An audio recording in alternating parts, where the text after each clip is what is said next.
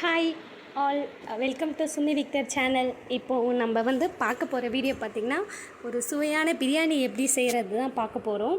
So நான் உங்களுக்கு இந்த வீடியோ எப்படி பிரியாணி செய்வோம், நம்ம ஃபேமிலி எல்லோரும் ஒன்றா சேர்ந்தால் எவ்வளோ அழகாக நல்லாயிருக்கும், இன்ட்ரெஸ்டிங்காக.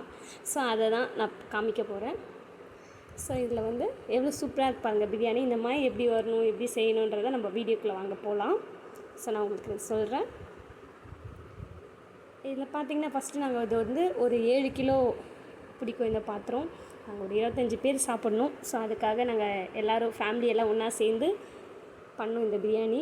ஸோ ஃபஸ்ட்டு நல்லா பாத்திரம் வச்சுட்டு எண்ணெய் சூடாகுனதுமே மசாலாலாம் போடணும். எண்ணெய் ஊற்றி வச்சுப்போம். எண்ணெய் நல்லா சூடாகணும். சூடாகிட்டு நெக்ஸ்ட்டு மசாலாலாம் போட்டு நல்லா ப்ரௌன் கலரில் ஆகணும். ஸோ இப்போ நம்ம எண்ணெய் நல்லா சூடாகிட்டு இப்போ நம்ம நெக்ஸ்ட்டு வெங்காயம் எல்லாம் போட போகிறோம். வெங்காயம், பச்சை மிளகாய், மசாலா எல்லாம் போட்டு கொஞ்சம் நல்லா வதக்குற அளவுக்கு வெயிட் பண்ணுங்கள்.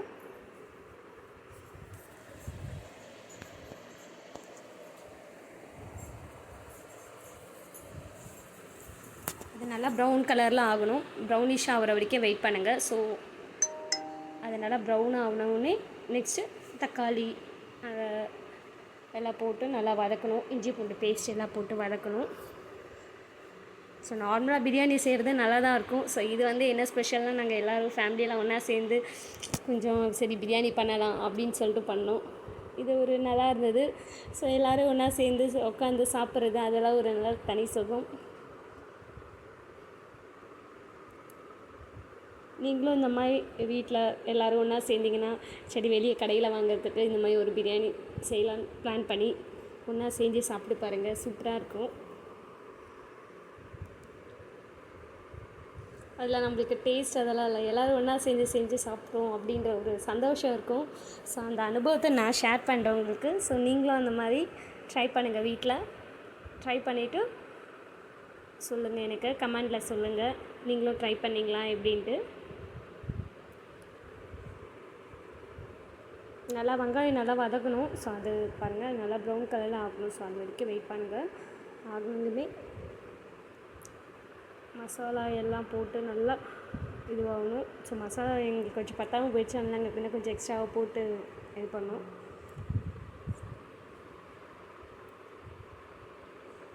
நல்லா அது நல்லா வதக்குற அளவுக்கு வெயிட் பண்ணுங்கள். நல்லா ப்ரௌன் கலரில் ஆகணும். ஸோ நல்லா வதங்கினதுமே மசாலாலாம் பிடிச்சதுமே நெக்ஸ்ட்டு தக்காளி, இஞ்சி பூண்டு பேஸ்ட்லாம் போடுங்க.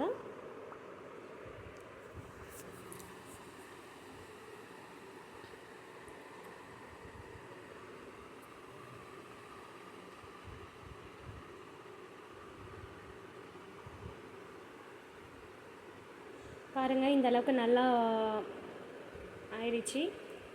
ஸோ பார்க்க எவ்வளோ நல்லா இருக்குது பாருங்கள் ப்ரௌன் கலரில். ஸோ நல்லா வதங்கிடுச்சு. நெக்ஸ்ட்டு தக்காளி, புதினா அதெல்லாம் சேர்த்துக்கோங்க.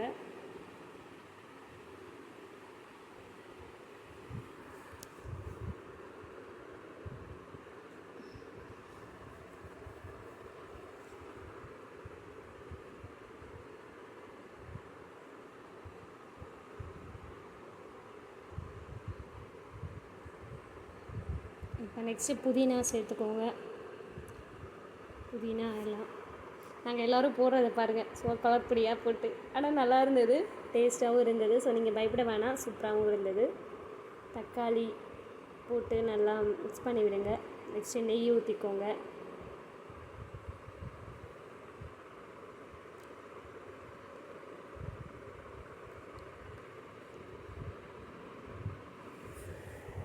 நாங்கள் நடுவில் நிறைய மறந்துட்டோம். ஸோ இஞ்சி பூண்டு பேஸ்ட்டு, ஸோ அதனால் அது திரும்ப போட்டு நல்லா வதக்குற அளவுக்கு வெயிட் பண்ணோம். ஆனால் லாஸ்ட்டில் சூப்பராக வந்துச்சு. நல்லா டேஸ்ட்டும் சூப்பராக இருந்தது. ஸோ பாருங்கள்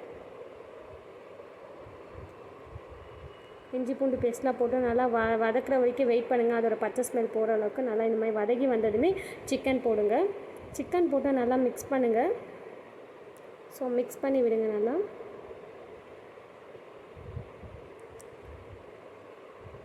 அப்புறம் மசாலாலாம் நல்லா ஆட் பண்ணிக்கோங்க.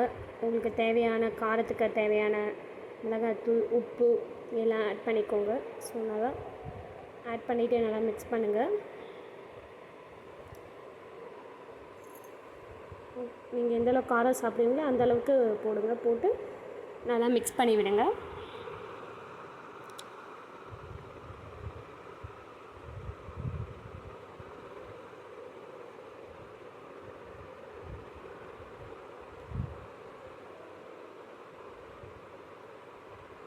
உப்பு தேவையான அளவுக்கு உப்பு போட்டுக்கோங்க.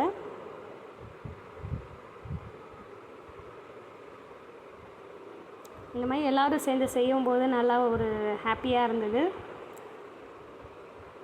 நீங்களும் வீட்டில் செஞ்சு பார்த்துட்டு உங்களோட அனுபவத்தை சொல்லுங்கள்.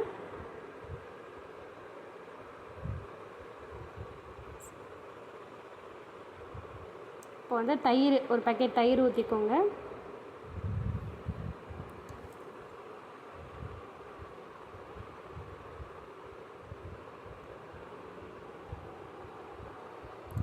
தயிர் போட்டு நல்லா மிக்ஸ் பண்ணி விடுங்க. மிக்ஸ் பண்ணிவிட்டு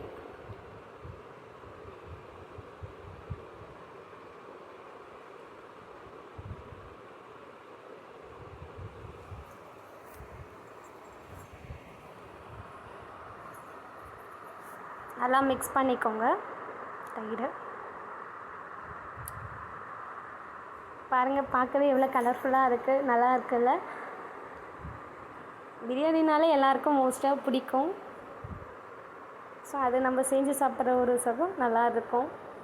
இப்போ நெக்ஸ்ட்டு வந்து அதுக்கு தகுந்த அளவுக்கு தண்ணி ஊற்றிக்கோங்க. நீங்கள் எந்த அளவுக்கு அரிசி எடுத்தீங்க அதுக்கு டபுளாக தண்ணி ஊற்றிட்டு கொஞ்சம் நல்லா கொதிக்க வச்சுட்டு அப்புறம் அரிசி போடுங்க.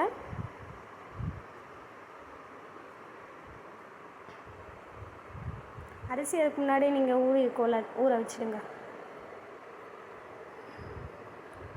நல்லா போட்டுட்டு அரிசிலாம் போட்டுட்டு நல்லா ஒரு மிக்ஸ் பண்ணி விடுங்க. மிக்ஸ் பண்ணிவிட்டு மூடி போட்டு வைங்க. நல்லா வெந்து வரும்போது அப்புறம் தம்முக்கு நீங்கள் வந்து தம் பிரியாணின்னு சொல்லுவாங்க இல்லையா, அதுக்கு நீங்கள் வந்து ரெடி பண்ணுங்கள்.